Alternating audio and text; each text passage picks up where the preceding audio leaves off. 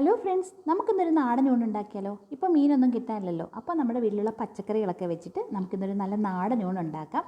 അപ്പോൾ അതിന് വേണ്ടിയിട്ട് രാവിലെ തന്നെ ഞാൻ കുക്കറിൽ നിന്ന് ചോറൊക്കെ വേവാനായിട്ട് എടുത്ത് വെച്ചിട്ടുണ്ടായിരുന്നു. അത് ഏകദേശം വെന്ത് വന്നിട്ടുണ്ട്. അപ്പോൾ നമുക്ക് ചോറൊക്കെ ഒന്ന് ആദ്യം ഊറ്റിയിടാം കേട്ടോ. അങ്ങനെ ചോറൊക്കെ ഊറ്റിയിട്ടു. പിന്നെ ഞാൻ കുറച്ച് കോവയ്ക്ക മെഴുക്കുവരട്ടി വെക്കാനും കുറച്ച് ക്യാരറ്റ് മെഴുക്കുവരട്ടി വെക്കാനും എടുത്തിട്ടുണ്ട്.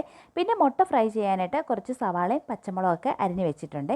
പിന്നെ ഒരു തേങ്ങാ ചമ്മന്തി അരയ്ക്കാമെന്ന് വിചാരിക്കുന്നുണ്ട്. അതിനുള്ള തേങ്ങയൊക്കെ തിരുമ്മി വെച്ചിട്ടുണ്ട്. പിന്നെ ഒഴിച്ചു കറിയായിട്ട് ഒരു രസമാണ് വെക്കുന്നത്. പിന്നെ ഇന്നലത്തെ ചിക്കൻ ഫ്രൈ ചെയ്തതിൻ്റെ ബാക്കി കുറച്ചുണ്ട്. അത് ഇന്ന് അങ്ങ് എടുക്കാമെന്നാണ് വിചാരിക്കുന്നത്. പിന്നെ കുറച്ച് പപ്പടം ഉണ്ടായിരുന്നു, അതും കൂടെ വറക്കാം കേട്ടോ.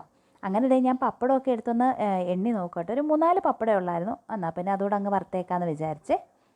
അപ്പോൾ ആദ്യം തന്നെ നമുക്ക് രസം വെക്കാം. അതിന് വേണ്ടിയിട്ട് കുറച്ച് പുളി എടുത്ത് വെള്ളത്തിലോട്ട് ഇട്ട് കൊടുക്കാം കേട്ടോ. പുളി വെള്ളത്തിൽ കുതിർന്ന് വരുമ്പോഴത്തേക്ക് നമുക്കൊരു ചട്ടി വെച്ച് കൊടുത്തിട്ട് രസത്തിന് വേണ്ടിയിട്ടുള്ള മുളകൊക്കെ ഒന്ന് പൊടിച്ചെടുക്കാമേ. അതിന് വേണ്ടിയിട്ട് കുറച്ച് ചെറിയ ജീരകവും ഉലുവയും കുരുമുളകും ചുമന്ന മുളകുമാണ് ചേർത്ത് കൊടുക്കുന്നത്. അത് നമുക്ക് നന്നായിട്ടൊന്ന് വറുത്തെടുക്കാം കേട്ടോ. എണ്ണയൊന്നും ചേർക്കാതെ തന്നെ വറുത്തെടുക്കുന്നത്.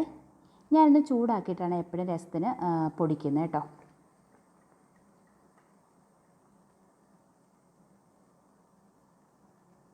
അങ്ങനെ അത് വറുത്തെടുത്തിട്ടുണ്ട്. ഇനി നമുക്ക് തണുക്കാനായിട്ടൊന്ന് മാറ്റി വെക്കാമേ. എന്നിട്ട് ഞാൻ ആ അടുപ്പിൽ തന്നെ ഒരു ചട്ടി വെച്ച് കൊടുത്തിട്ട് നമ്മുടെ ക്യാരറ്റ് മെഴുക്കുവരട്ടി അങ്ങ് അടുപ്പിലോട്ടാക്കാമെന്ന് വിചാരിച്ച്.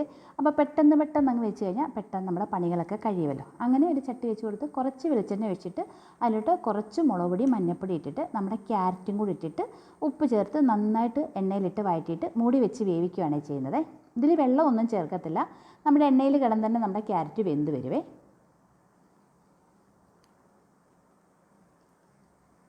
അപ്പോഴത്തേനും നമ്മുടെ മുളകൊക്കെ തണുത്തിട്ടുണ്ടായിരുന്നു. ഞാൻ അപ്പോഴത്തേനും ക്യാരറ്റ് ഒന്നായി വന്നപ്പോഴത്തേനും ഞാൻ വേറെ ചെറിയ അടുപ്പിലോട്ട് മാറ്റി കൊടുത്തിട്ട് ആ അടുപ്പിലോട്ട് കോവയ്ക്ക അങ്ങ് വേവാനായിട്ട് വെച്ച് കൊടുത്തേ. അപ്പം നമ്മളിത് പൊടിച്ചിട്ട് വരുമ്പോഴത്തേക്കും നമ്മുടെ കോവയ്ക്കയും ഏകദേശം ഒന്ന് വെന്തായി വരുമല്ലോ.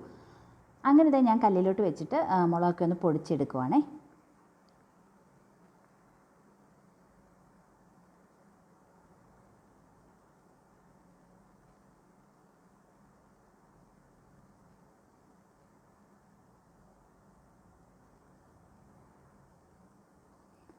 അങ്ങനെ നമ്മുടെ മുളകൊക്കെ ഒന്ന് പൊടിച്ചെടുത്തേ.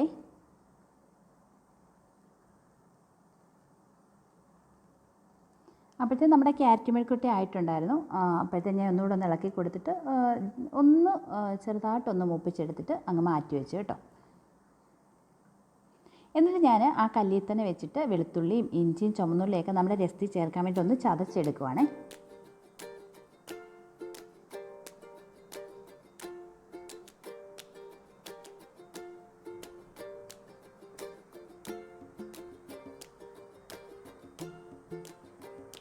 എന്നിട്ട് ഞാൻ കല്ലൊക്കെ കഴുകി അങ്ങ് വൃത്തിയാക്കി കേട്ടോ. ഇനി കൈയോടെ കഴുകി കഴിഞ്ഞാൽ അവിടെ ഉണങ്ങി പിടിച്ച് കിടക്കത്തില്ലല്ലോ. അതുകൊണ്ട് ഞാനതൊക്കെ കഴുകി വൃത്തിയാക്കി. അപ്പോഴത്തേക്കും നമ്മളെ കോവയ്ക്ക ഏകദേശം ആയിട്ടുണ്ടായിരുന്നു കേട്ടോ.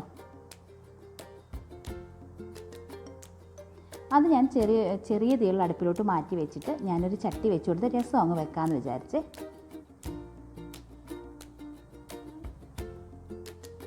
അങ്ങനെ ചട്ടിയിൽ കുറച്ച് വെളിച്ചെണ്ണ ഒഴിച്ച് കൊടുത്തിട്ട് കടുകൊക്കെ ഇട്ടിട്ട് നമ്മൾ രസം വെക്കാം കേട്ടോ. രസം വെക്കാൻ പിന്നെ എല്ലാവർക്കും അറിയാമല്ലോ.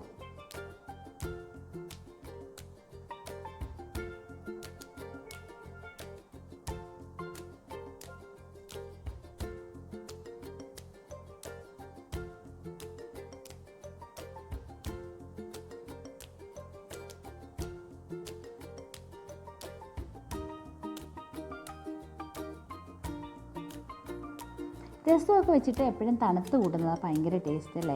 ചൂടോടെ കഴിക്കുന്നതിനേക്കാൾ രസമൊക്കെ ചോറിൽ ഇന്ന് വെച്ചിട്ട് നാളെ എടുക്കുമ്പോഴാണ് ഭയങ്കര ടേസ്റ്റായിട്ട് തോന്നിയിട്ടുള്ളത്. നിങ്ങൾക്ക് അങ്ങനെയാണെങ്കിൽ ഒന്ന് കമൻറ്റ് ചെയ്യണം കേട്ടോ. അങ്ങനെ കഴിക്കുന്നവരുണ്ടെങ്കിൽ ഇന്ന് വെച്ചിട്ട് നാളെ കൂട്ടാൻ ഇഷ്ടമുള്ളവരുണ്ടെങ്കിൽ ഒന്ന് കമൻറ്റ് ചെയ്യണേ.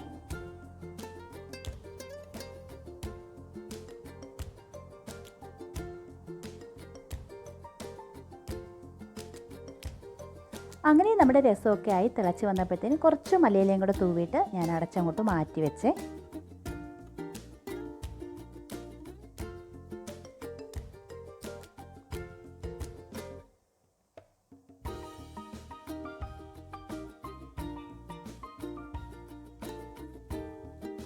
പിന്നെ ഞാൻ കോവയ്ക്ക അങ്ങ് മൂപ്പിച്ചെടുക്കാമെന്ന് വിചാരിച്ചിട്ട് അങ്ങനെ ഒരു ചട്ടി വെച്ച് കൊടുത്തിട്ട് കോവയ്ക്ക വെളിച്ചെണ്ണ ഒഴിച്ച് അതിലോട്ട് ഇട്ടിട്ട് ഞാൻ കുറച്ച് മുളക് പൊടിയും കുറച്ച് മഞ്ഞൾപ്പൊടിയും കൂടെ ചേർത്ത് കൊടുക്കുന്നുണ്ട്. ഇവിടെ ഇങ്ങനെ ചുമപ്പിച്ച് വെക്കുന്നതാണ് ഇഷ്ടം കേട്ടോ. പച്ചമുളക് ഇടുന്നതിനെക്കാട്ടിലും ചുമന്ന കോവയ്ക്ക മെഴുക്കുവരട്ടിയാണ് ഇഷ്ടം. അതുകൊണ്ടാണ് ആ മുളക് പൊടി ഇട്ട് കൊടുക്കുന്നത്. അങ്ങനെ അതും ദേ ഒന്ന് മൂപ്പിച്ചെടുക്കുന്നുണ്ടേ. അപ്പോഴത്തേതേ നമ്മുടെ രസമൊക്കെ നല്ല തണുത്ത് എണ്ണയൊക്കെ തെളിഞ്ഞ് വന്നിട്ടുണ്ടായിരുന്നു കേട്ടോ.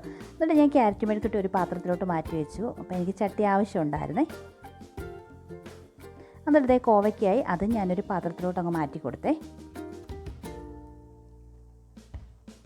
പിന്നെ ഞാൻ ഒരു ചട്ടി വെച്ച് കൊടുത്തിട്ട് കുറച്ച് മുളക് വറുത്തെടുക്കുന്നുണ്ട് കേട്ടോ. നമ്മുടെ ചമ്മന്തി അരയ്ക്കാൻ വേണ്ടിയിട്ട്. ഇവിടെ അടുപ്പിൽ തീ ഇല്ലാത്തതുകൊണ്ട് മുളക് ചുട്ടെടുക്കാൻ പറ്റില്ല. അതുകൊണ്ട് ഇപ്പോൾ ഞാൻ വറുത്താണ് ചമ്മന്തി അരയ്ക്കുന്നത്. അങ്ങനെ അത് തണുത്ത് വരുമ്പോഴത്തേക്കും നമുക്ക് ചിക്കൻ ഫ്രൈ ചെയ്യാനായിട്ട് ഞാനൊരു അടുപ്പിലോട്ട് അങ്ങ് ഇട്ട് കൊടുക്കുന്നുണ്ട്. ഇങ്ങനെ പെട്ടെന്ന് ഓരോ അടുപ്പിലോട്ട് ആക്കി കഴിഞ്ഞാൽ നമ്മുടെ പണികൾ പെട്ടെന്ന് കഴിയും. അതുകൊണ്ടാണ് ഇങ്ങനെ പെട്ടെന്ന് അങ്ങ് എല്ലാം അങ്ങ് ആക്കുന്നത് കേട്ടോ. അങ്ങനെ ചിക്കൻ ഫ്രൈ ചെയ്യാനായിട്ട് ചെറുതീയിലോട്ട് ഇട്ടിട്ട് ഞാൻ വന്ന് ചമ്മന്തി അങ്ങ് അരച്ചെടുക്കാമെന്ന് വിചാരിച്ചിട്ട് ചമ്മന്തി അരയ്ക്കുക കേട്ടോ.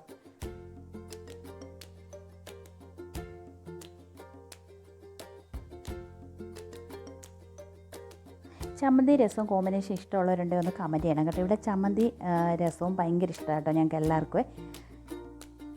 അതുകൊണ്ടാണ് ഞാൻ ഇന്ന് രസം വെച്ചപ്പോൾ ചമ്മന്തിയും കൂടെ അങ്ങ് അരച്ചു കേട്ടോ. അങ്ങനെ ചമ്മന്തിയൊക്കെ ആയി വന്നപ്പോഴത്തേക്ക് നമ്മുടെ ചിക്കന് ഒരു ഭാഗമൊക്കെ മൂത്തിട്ടുണ്ടായിരുന്നു ഒരു വശം. എന്നിട്ട് ഞാനൊന്ന് മറിച്ചിട്ട് കൊടുത്തു കേട്ടോ.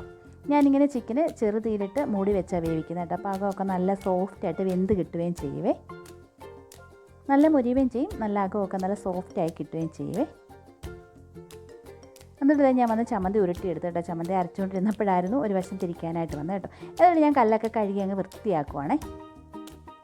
ഇനിയിപ്പോൾ നമുക്കൊന്നും അരയ്ക്കാനില്ല. അപ്പോൾ പിന്നെ കഴുകി തുടച്ചങ്ങിടാമെന്ന് വിചാരിച്ചു കേട്ടോ.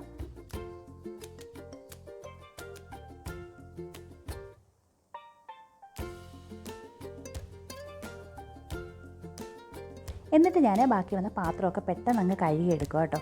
അപ്പം പിന്നെ വലിയ പണികളൊന്നും കാണത്തില്ല. പിന്നെ അവിടെ ഒന്ന് കഴുകിയിട്ടാൽ മതിയല്ലോ. അപ്പോൾ പാത്രവും കൂടെ കഴുകിയെടുത്തപ്പോൾ നമ്മുടെ ചിക്കനും റെഡി ആയിട്ടുണ്ടായിരുന്നേ. അതും ഞാൻ ഒരു പാത്രത്തിലോട്ട് അങ്ങ് മാറ്റിയെടുക്കും കേട്ടോ. ഇനിയിപ്പോൾ ഞാൻ ഈ എണ്ണ ഒന്നിനും എടുക്കത്തില്ലേ. ചിക്കൻ കറി വെക്കും. ഇന്ന് വല്ലതും ചിക്കൻ ഇനി ഇരിക്കുവാണെങ്കിൽ അങ്ങനെ കറി വെക്കാൻ വല്ലതും ഉണ്ടെങ്കിൽ എടുക്കും. നാളത്തേക്കിനൊന്നും പിന്നെ ഞാൻ അങ്ങനെ എടുക്കാറില്ല കേട്ടോ. പിന്നെ ഞാൻ മുട്ട ഓംലേറ്റ് കൂടെ അങ്ങ് വെക്കാമെന്ന് വിചാരിച്ചു കേട്ടോ.